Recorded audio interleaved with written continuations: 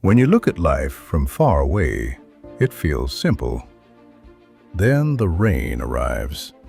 Problems, bad news, sudden changes. But every drop that touches us also shapes us.